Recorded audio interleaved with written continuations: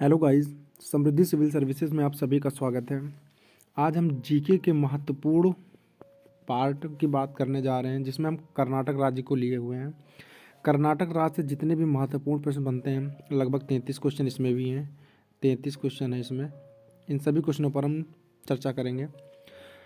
तो स्टार्ट करते हैं। हमारा जो सबसे पहला क्वेश्चन बनता है कर्नाटक राज्य से, वो पहला क्वेश्चन यही है कि जो कर्नाटक का प्राचीन नाम है वो क्या था। तो कर्नाटक को जो प्राचीन नाम से हम मैसूर के नाम से जानते थे। ठीक है। कर्नाटक की जो राजधानी है वो बेंगलुरु है। आगे बढ़ते हैं। अगला क्वेश्चन जो हमारा बनता है कि जो कर्नाटक है उसका क्षेत्रफल कितना है। तो इसका जो टोटल क्षेत्रफल है और टोटल क्षेत्रफल है 1,91,791 वर्ग किलोमीटर। ठीक है, ये थोड़ा इम्पोर्टेंट क्वेश्चन है, इसको थोड़ा सा ध्यान में रखिएगा। ठीक है गाइस, आगे बढ़ते हैं। अगला क्वेश्चन जो है जनसंख्या से रिलेटेड है कि जो कर्नाटक राज्य है इसकी टोटल जनसंख्या कितनी है। तो इसकी टोटल जनसंख्या है 6.10 करोड़। इस जनसंख्या में पुरुष भी हैं और महिला भी हैं। तो इसमें हम पुरुष की जनसंख्या के बारे में बात करते हैं। तो इसमें जो पुरुष की कुल आबादी है वो 4.09 करोड़ है और जो महिला की आबादी है वो 3.01 करोड़ है। ठीक है गाइस, आगे बात बढ़ते हैं। ये चीज़ और थोड़ा सा ध्यान रखिएगा, क्वेश्चन पूछा जाता है तो यही से पूछा जाता है। ठीक है, ये इम्पोर्टेंट है, थोड़ा इसको थोड़ा सा ध्यान में रखिएगा। ठीक है गाइस, आगे बढ़ते हैं।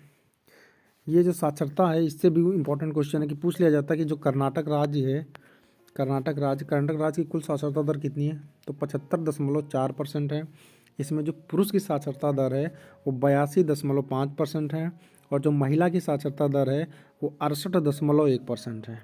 ठीक है गाइस, आज इस समय जो क्वेश्चन पूछे जाते हैं वो ज़्यादातर ये पूछ लेते हैं कि जो कर्नाटक राज्य उसकी कर्नाटक राज्य में पुरुष की साक्षरता दर कितनी है।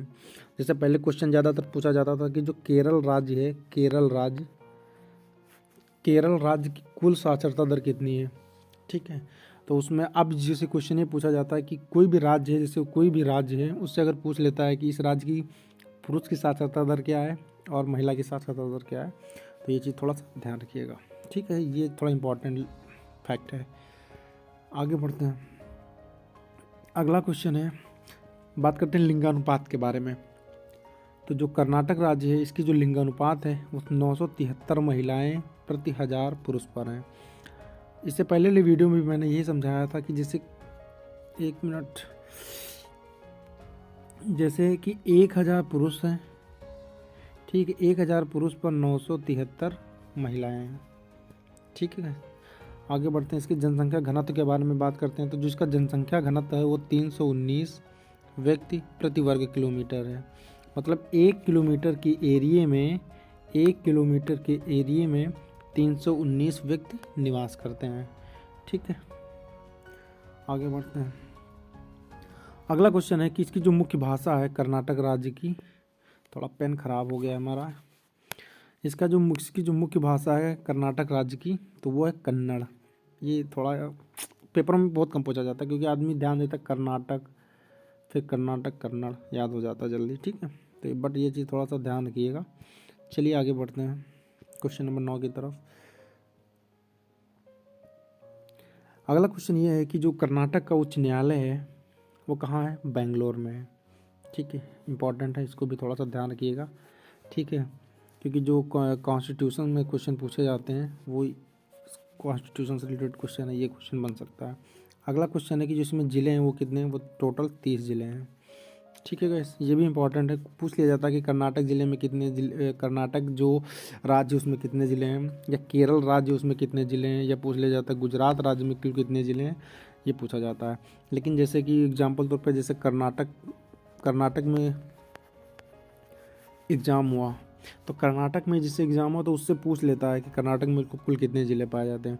लेकिन अगर अभी केंद्र सरकार का अगर एग्ज़ाम है तो उसमें भाई भारत में कहीं से भी कुछ पूछ लिया जाता है ना, तो उससे रिलेटेड ये जरूरी, जैसे रेलवे में पूछा जाता है ये सब चीज़ें। ठीक है, आगे बढ़ते हैं। अगला क्वेश्चन है हमारा कि जो कर्नाटक राज्य है वो कब मनाया जाता है। कर्नाटक राज्य का राज्य दिवस कब मनाया जाता है, ये चीज़ थोड़ा सा ध्यान रखिएगा। तो वो 1 नवंबर को मनाया जाता है कर्नाटक राज्य का राज्य दिवस। आगे बढ़ते हैं, इसकी सीमा के बारे में बात करते हैं थोड़ा सा, 1 मिनट।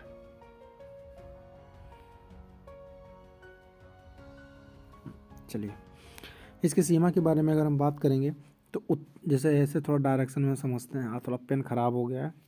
कि जो इसकी हम बात करते हैं, जैसे यहाँ ये बीच में कर्नाटक है, ठीक है। अब कर्नाटक है, तो अब जैसे यहाँ पे बीच में ये कर्नाटक हो गया, कहते हैं उत्तर में महाराष्ट्र तथा गोवा है। तो ये उत्तर साइड है, इसमें महाराष्ट्र है और गोवा है। दक्षिण में केरल है, पूर्व में आंध्र प्रदेश और तमिलनाडु है, ठीक है। पश्चिम में अरब सागर है, ठीक। ऐसे डायरेक्शन से थोड़ा समझते हैं। चलिए आगे बढ़ते हैं। अगला क्वेश्चन है कि इसके जो प्रमुख नगर हैं वो कौन कौन से कर्नाटक में। ध्यान रखिएगा, हम्पी कर्नाटक राज्य में है, बेलगाम कर्नाटक राज्य में है। इससे रिलेटेड एक क्वेश्चन बनता है, अभी हम तुम्हें बताएंगे। थोड़ा सा आगे जब बढ़ेंगे तो इससे रिलेटेड क्वेश्चन बनता है, हम बताएंगे। बीजापुर, हुबली, कोलार, ठीक है, ये कहाँ है, कर्नाटक राज्य में है। इसका जो प्रमुख लोक नृत्य यक्षगान है, ये 100% इम्पॉर्टेंट क्वेश्चन है, ठीक है। ये क्वेश्चन 100% इम्पॉर्टेंट है, ठीक है। इसको थोड़ा सा ध्यान रखिएगा। यक्षगान पूछा जाता है किस राज्य का लोक नृत्य, ये ध्यान से रखिएगा, इम्पॉर्टेंट प्रश्न है। आगे बढ़ते हैं। अगला क्वेश्चन है कि जिसके पर्यटन केंद्र कौन कौन से। टीपू जो है, टीपू सुल्तान का मकबरा कर्नाटक में स्थित है, ठीक है। बीजापुर का गोल गुम्बज कर्नाटक में स्थित। जोग या गरसोप्पा जलप्रपात, ठीक है, इसको जोग बोलते हैं, गरसोप्पा जलप्रपात भी बोलते हैं, ये भी कर्नाटक में है। तुंगभद्रा अभ्यारण्य, ये भी कर्नाटक में है। बांदीपुर राष्ट्रीय उद्यान इम्पॉर्टेंट है, ठीक है, इसको थोड़ा सा ध्यान रखिएगा।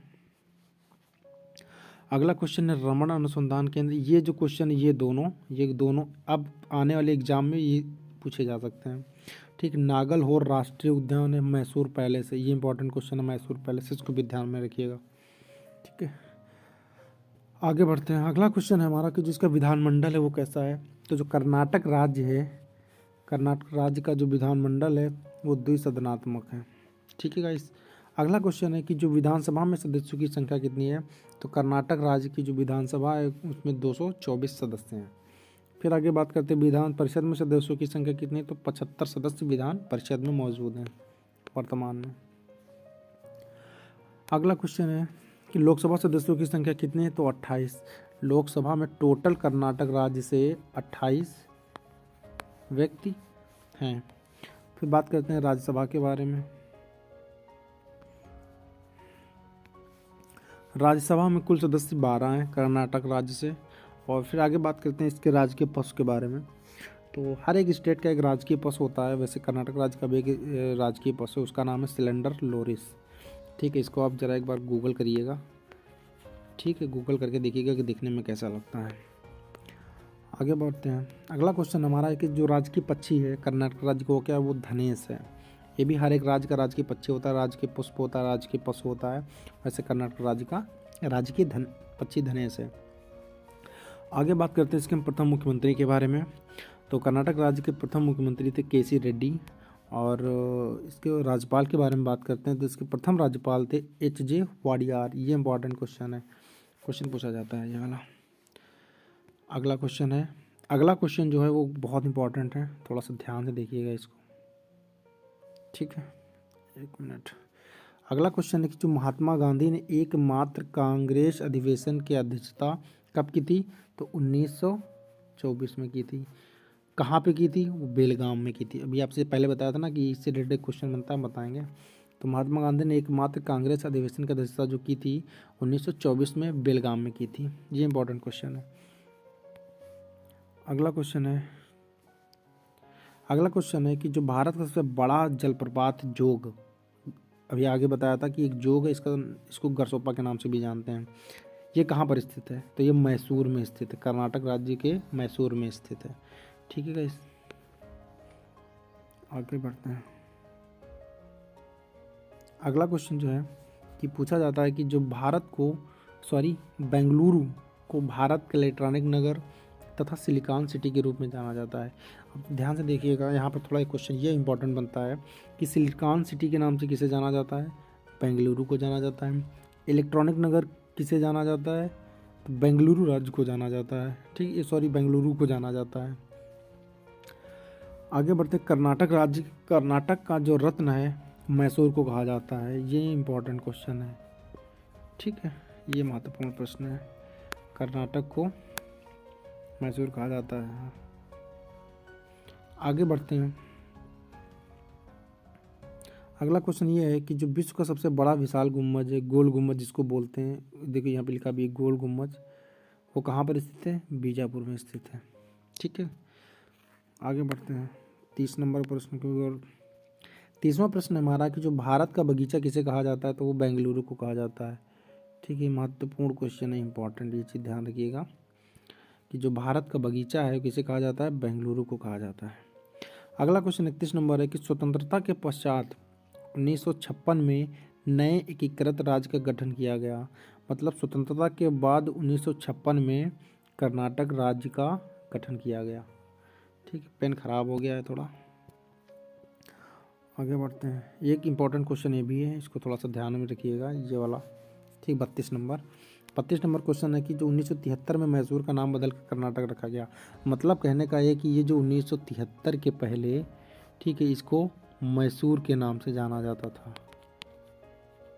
ठीक है, 1973 के बाद कर्नाटक नाम रखा गया। 2 क्वेश्चन और बचे हैं। अगला क्वेश्चन है कि सदाशिवराव को कर्नाटक का गांधी कहा जाता है। 100% इम्पॉर्टेंट क्वेश्चन है। ठीक है, इसको थोड़ा सा ध्यान में रखिएगा कि कर्नाटक का गांधी किसे कहा जाता है? सदाशिवराव को कहा जाता है। अगला क्वेश्चन 34 नंबर है कि जो सोने की खान है कोलार खान, इसके बारे में बचपन से आप लोग पढ़ते हैं, कक्षा 5 में भी पढ़ते थे कि एक कोलार खान है, कर्नाटक में स्थित है। ठीक है, तो ये भी इम्पोर्टेंट क्वेश्चन, हालांकि बहुत कम पूछा जाता है ये, बट पहले पूछा जाता था। ठीक है, तो इस वीडियो में लगभग 34 क्वेश्चन थे, जो ज़्यादातर इंपॉर्टेंट क्वेश्चन है कर्नाटक राज्य से। बाकी अगला वीडियो नेक्स्ट डे मिलेगा। तब तक के लिए जो लोग नए हैं तो प्लीज़ चैनल को सब्सक्राइब कर दें, लाइक कर दें। बाकी मिलते हैं अगले वीडियो में। ठीक है, जय हिंद, जय भारत, जय Shri Ram. Subscribe now and press the bell icon. Never miss an update.